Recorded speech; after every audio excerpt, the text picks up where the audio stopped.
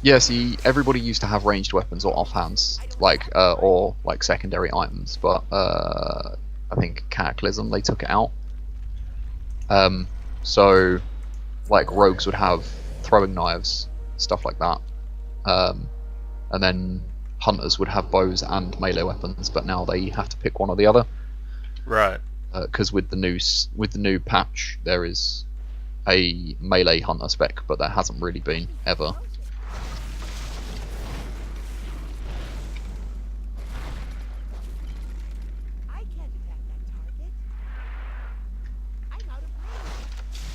Yeah, so these little harvesters you can take over.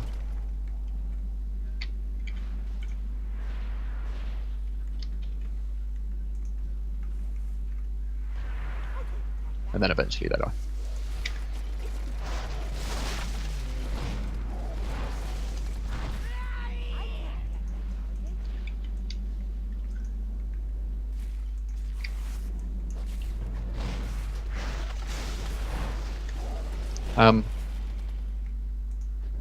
So yeah, like I was saying, a lot of my friends were saying about Battlefield, but I was reading something the other day, and apparently they've messed up a little bit with in the beta anyway, with the weather effects, because apparently the weather effects are being generated They're quite not server side, they're yeah client side. client side, which is fantastic. Did you see the little video of it? I saw a picture of it where one guy had a sandstorm and the other guy Yeah, was yeah. perfectly clear. Yeah, there was a video of it, and it was him and his mate, and they were walking around next to each other. Uh, and yeah, one guy just couldn't see anything, and the other guy was just like, "Oh, there he is." I'm hoping that's one of those things where they'll go to the beta and go, oh, Yeah, maybe it shouldn't be like this, but you never know. Who's making it? Is it Ubisoft? uh, EA, I think. So it'll be DLC. Depends how much you've spent on skins. Yeah, something like that.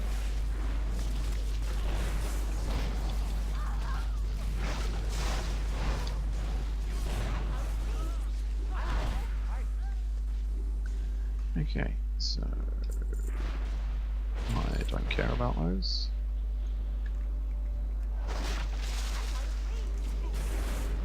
Oh, I got them anyway. Cool. I'll go on the auction house. Um. So, what made you play a monk? I Anything in just kind of particular? I like monks in these sort of fantasy things where monks are awesome.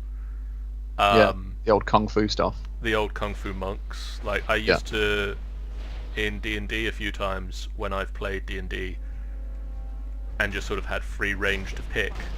I played a very dexterous monk. yeah, Um, I mean, there was one game in particular where we had an encounter with pirates that were shark people.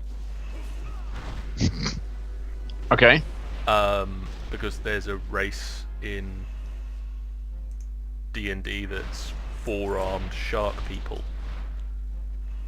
Yeah, Um, I don't think that's I've a ever heard of those. logical thing. I can't remember what the name of them is. There's a chest up here if we grab this quick. You gotta get actually onto him. There we go. Um, Shark people. That sounds like something that they would have in the what's the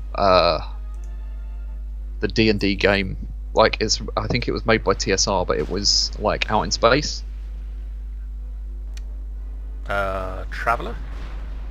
It might be, yeah, and they've got like space hippos that are like a race. That might be Traveller, yeah. Yeah, it was really weird apparently. But then again, like all of the older D&D stuff is really weird. Might be, I can't remember. Traveller is a really weird role-playing game where you have, like, there's the option for you to die in character generation. Oh, really? Basically you can like make an older character, Yeah. but you then have to like role play through, like Yeah. not role play through, but you have to roll through what they've been doing from. Don't stand there. Oh yeah, standing in There we the go. Yeah. standing in the fiery marks of where they Yeah, if hit. you just go left, and then up where that hunter's just gone. Follow the hunter back. Yeah. Too engrossed in your conversation, mate. But yeah, you have to like go through what your character's been up to when they would have been adventuring, so sort of from when they've hit adulthood. Oh, and one of the options is that you died. And one of the possible things to happen is that your character has, you know, hit some sort of a warp problem and died, or gone into war and fallen victim to the enemy, and then congratulations, you have to make a new one. Wow. We were I was playing what's it called? Edge of the Empire, you know, the Star Wars one. Oh yeah. I was playing that the other day. My character nearly died. It was the almost first death, and we're about 7 adventures into the campaign, so we're doing pretty well for no Cool. death. But yeah, so that's fun. But yeah, we playing this D&D game, and I can't remember what race I was, but I was a monk. Yeah. I think I might have been Githzeri, Oh yeah. Githyanki, one of the Gith. Yeah. Because they make quite good monks. Like lizard people. Yeah, lizard people from Psychic the astral lizard people. plane. Yeah. But yeah, one of them makes for a very good monk group race. Yeah. And I was Not min-maxing at all, no. no, of course not. But I took the ability, the feat of catching arrow, Oh yeah, okay. which, for those who don't know, means That that you once catch- per turn, if you have an empty hand, you can catch an arrow instead of You have to get letting shot it at. hit you. You have to be shot. Just as a side note, yeah. As a side note, It's just not just like pulling arrows out of nowhere. but yeah, if you are shot, Yeah. you can decide in fact you're not being shot, Mhm. and in fact are gonna you now have the arrow. Yep. But we were playing it with a slightly different rule set, where instead of bows and arrows, they had flintlock pistols. Oh, okay. And they kept the rule in so you can catch bullets. But catch arrow still works, so once per turn, if I had a free hand, I could catch a bullet. Catch a bullet. Don't. Okay. Um, Just quickly, sorry to interrupt. This Yep. guy will turn invisible. When he does, all you need to do is just grab a hold of the extra guys that spawn, right. and then he will just reappear again and just start killing him again. Okay. Sorry, continue. So yeah, basically, okay, he's disappeared. Yep. So just grab these guys. So yeah, we got boarded on our pirate. Well, not our pirate boat. We weren't pirates. A group Okay. of pirates boarded Mhm. our boat. And they sort of turned up with big guns, going, "We're going to shoot you," and then ran away very quickly when I caught the bullet. Oh, okay. Yeah. Um, That'd be quite unnerving. It was unnerving. They shot at me, and I went, "Nope, that's mine now." Yeah. Nothing to put it in, but still. Yeah, no. But then they jumped back because they had a submarine. They had come to kidnap someone. Yeah. They were very advanced shark people. Well, I don't understand why they've got a submarine, but continue. I think it was mostly because the submarine had like a giant drill on the front. Oh, okay.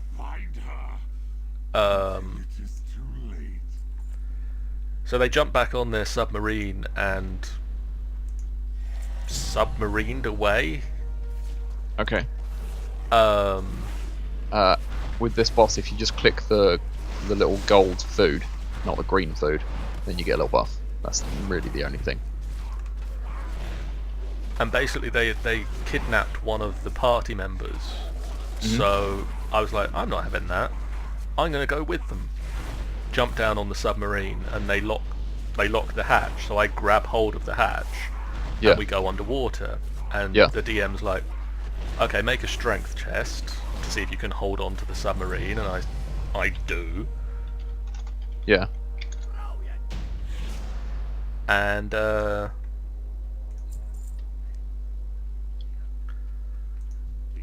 So you're just floating around underwater with them. and basically he's like, okay, so you go for this long, you know, Mhm. can you survive underwater for this period of time? And I'm like, let me look at the rules.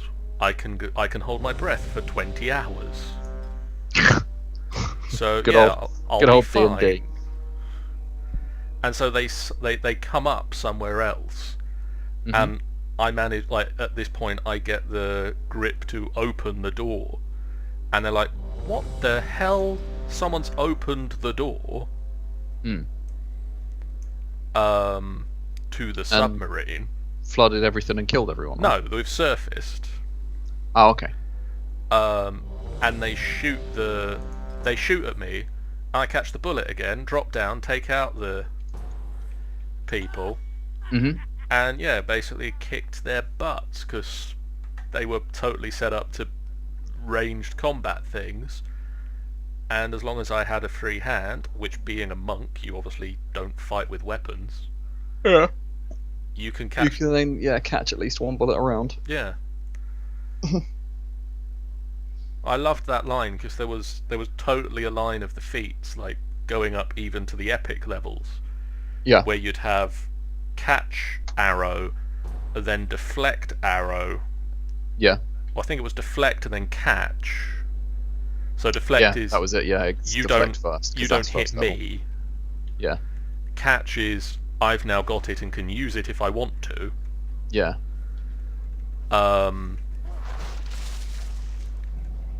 And then there was Is there ones to reflect. return it? Yeah, I was going to say. Reflect arrow that's basically now you've got it.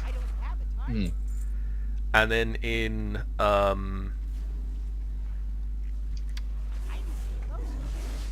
the epic levels back in those days, there was multiple catch and multiple reflect, where you just did it. Any arrows that would have hit you, you have them all back now. Yeah. Which, yeah, was really awesome if you managed to ever I was going play to a say. epic not level so much character. Not so much for the GM, because that just kind of like removes all Ranged combat. ranged combat. Because you're just like, oh, well, they're just going to do that. I think that's probably the biggest problem, isn't it? When you're like doing epic campaigns, it gets a lot easier for the characters and a lot harder for the GMs without Yeah. resorting to like, oh, that monster's just got a one shot, yeah. I think that's when we had to stop the Scion game we were playing in. We got to demigod level, and we went to a research facility in Brazil Yeah.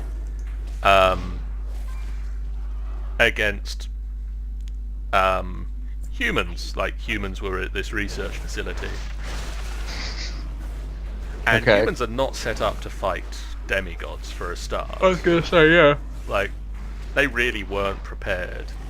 Mm. But basically, we dropped down on this research facility, and one of the guys has this darkness grenade that makes perfect pitch black darkness. So he drops it, and we can still see through it because we're demigods, and, you know, who cares about the darkness? We know where we're going. Good band. And so basically, the guy that has the darkness grenade has the ability to avoid chaos. Oh, yeah. So any chaotic events around him, any random events around him that would cause him damage, don't. Okay. So, And so like, these guys are just spray it. firing blindly, Yeah. spraying bullets, so they just all happen to miss him. Okay. Myself and one of the other Dex Fu characters are just impossible for a human to hit. Yeah. Um, so we're just like walking along, dodging bullets like it's the Matrix. Um,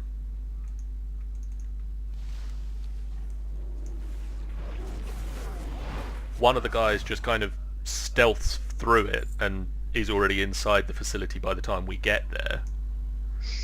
Okay. And the other character totally would have been hit, except she had a dog that could turn to basically a bulletproof material, and so that walked in front of her.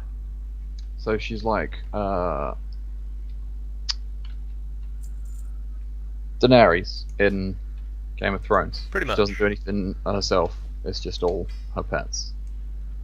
Pretty much. Oh, this guy. That was the guy that we didn't get last time.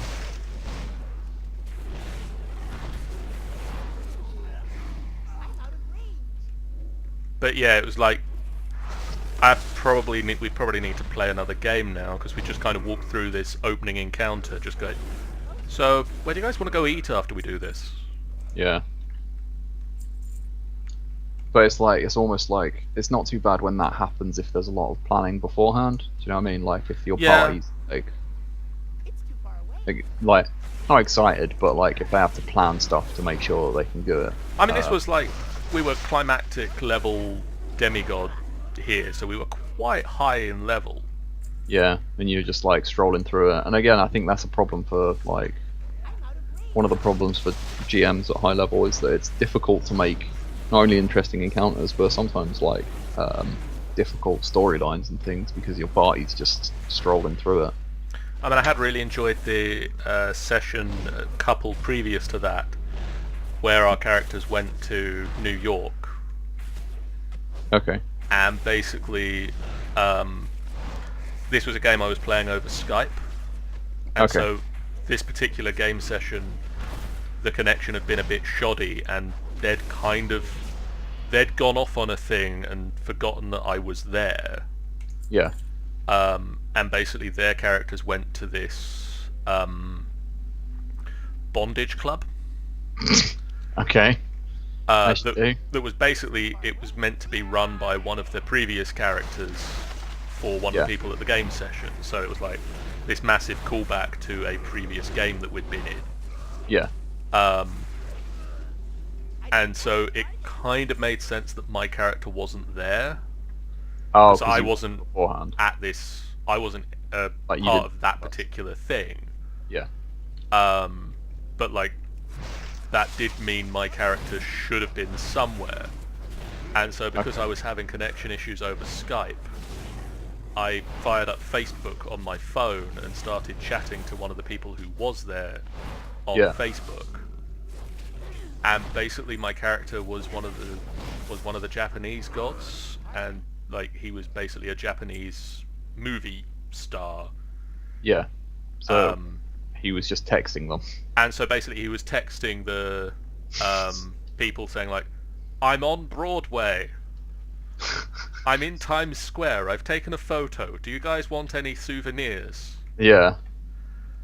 And then basically we showed up at this Chinese restaurant that turned out to also be the gate to the underworld. Oh, okay. And they all show up in like their battle-hardened gear prepared for combat. And I showed up in a I Heart New York t-shirt. And so we had a massive like discussion of how we were going to go to the underworld, and then I was going to come back with a I Heart the Underworld t-shirt as well. T-shirt, yeah. And then there was like this thing where we had we got back and a massive amount of time had passed, and it was like post-apocalyptic world because of what had happened to cause us to need to go to the underworld. Yeah. And basically I kind of had this great idea. I always had this picture in my head that my character, like you'd have this Mad Max landscape and my character would be going through it with just this like flag that was the tattered I Heart New York t-shirt.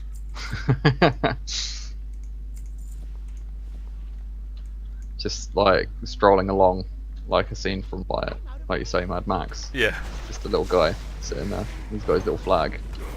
Everybody else is wearing armor. He's just got a little flag. We was the idea behind the character was because we started this game around the same time the Equalizer came out, Okay. and basically he was like a Japanese son of a god who just kind of followed that path. He just kind of, if he saw injustice in the world, he went and stopped it.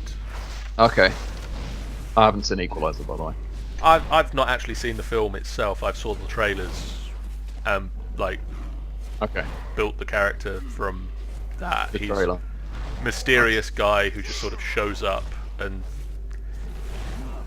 you don't ask him to do a thing, but suddenly the guy that's been hassling you, Yeah, it just disappears. he's not around anymore. Right, okay. How long are you leaving your episodes at the moment, by the way? Typically I cut them up into about 20-30 minutes, Cool. Do you want to call it there then? so I think that's a pretty good place to call it. Cool. So, what was that? 2 lots of Rage by Chasms, 1 lot of Defias. No, Deadmine's Defias. What the fuck am I talking about? And I got exactly the same cape again. Yeah, so the loot from those bags is the same stuff, it's just, it rotates. See what I'd got. Tumultuous Cloak of the Elder. Ugh. So just click on the eye to leave. Yeah. Right click and then leave instance group. Okay, as said, that's where we're going to leave it here. Who knows if we'll make some more World of Warcraft stuff. There's a lot of stuff to look at. There is a lot of stuff to look at, yeah. Bye for now. Bye.